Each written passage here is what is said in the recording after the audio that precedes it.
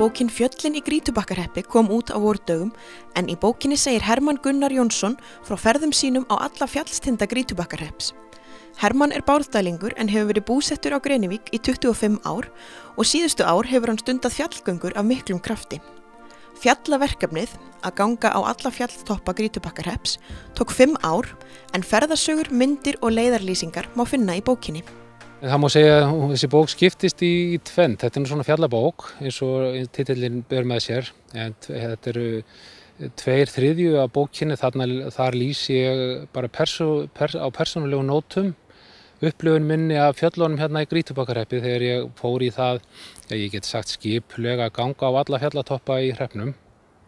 Og hérna, þetta eru svona bara nokkurs konar dagbókarbrot. Ég tek hverja ferð fyrir sig, lýsi henni í máli og myndum og með korti og hérna en svo 1/3 af bókinni það eru bara hefðbundnar gönguleiðarlýsingar á sum þessi fjöll en það er þá hugsa ég það meira sem hérna fyrir aðra að styðjast við. Þannig að þú sem sagt gekkst hérna á alla tinda í Grýtubakkarhreppi. Já, og skráði, það er nú svona matsatrið hvað maður kallar tind og topp en ég skráði 103 toppa með minnir í bókinni. Og hvernig var að ganga á alla þessa tinda?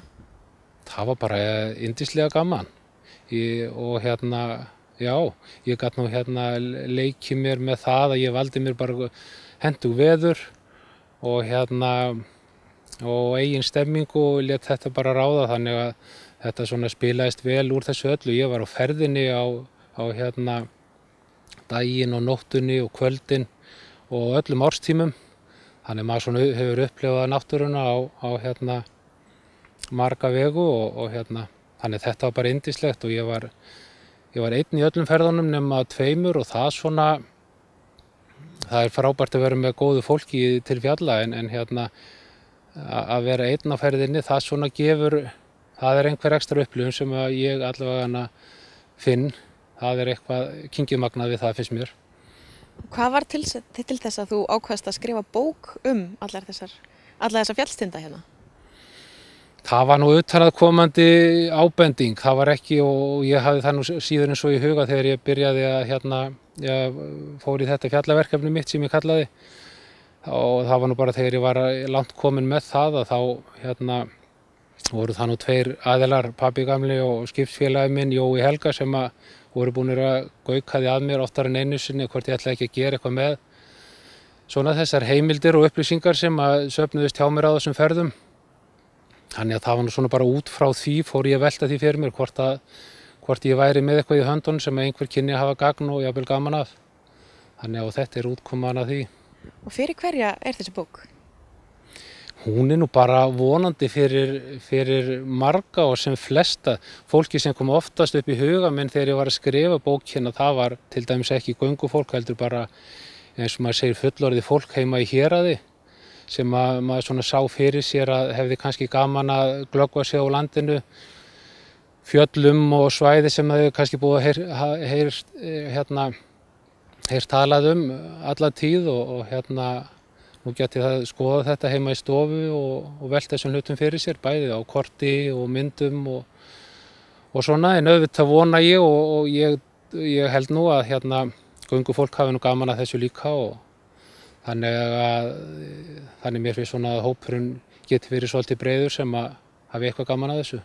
Ef ég ætti að velja einhverja ferðir sem að kannski sitja meira í minningur en aðrar, þá væri það ferðir út í fjörðum 2, önnur eftir Bollafjalli og hinn þá gekk ég á umhverfis Blæjuna og Keflavíkurdal. Þessar 2 ferðir, toppuðu allar hinnar fannst mér og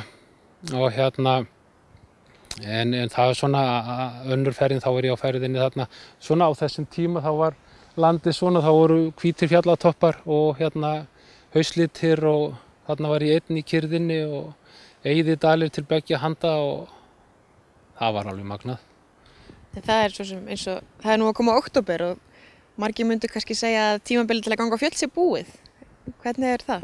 Nei, nei, það er það síður en svo sko, því að og ég segi fyrir mitt leyti finnst mér haustið einn yndislegasti tíminn, og ef það eru góð haustveður og þá einhvern veginn, það er einhver kyrrð sem að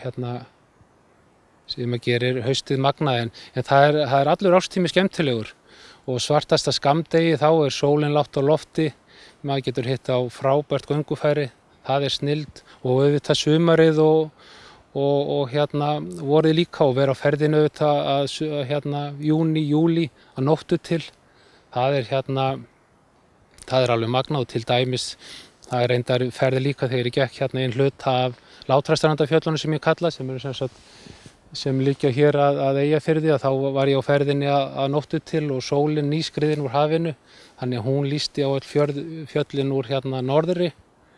Ég meina það er svona sjónarhorn sem að færri hafa séð sko, en það fannst mér alveg yndislegt sko, og ég meina það hafa bara allir árstímar sinn sjarma og ég hlakka til þeirra allara. Þú ert búin að ganga alla toppana hér og búin að skrifa það, þá ertu ekki hættur að ganga? Nei, vonandi ekki, og allavega meðan maður heldur einhverju heilsu þá ætla ég að halda því eitthvað áfram, og bara svona til að hafa að einhverju að stefna, þá er ég svo núna aftur að ganga á fjöllin sem sagt austan við Flatheydal. Þetta fjöllin í þessari bók, þetta er sem sagt fjöllin vestan við Flatheydal inn að Víkurskarði, en nú langar mig að ganga á fjallatoppana austan við Flatheydal og inn að Ljósavatnsskarði og austur að Skjálfanda og Skjálfandafljóti, þannig að þá svona, ef ég tekst að afgreiða það, þá er maður svona með skagan afgreiddan. Hvað færði til að fara út í þessi verkefni? Það er nú bara, þetta er svo yndislega skemmtilegt, og svo náttúrulega er maður að halda sér í einhverju formi, og það er nú líka gulrót í þessu. Þannig að það er nú bara þetta tvennt, þetta er svo yndislega skemmtilegt og heilsu bætandi.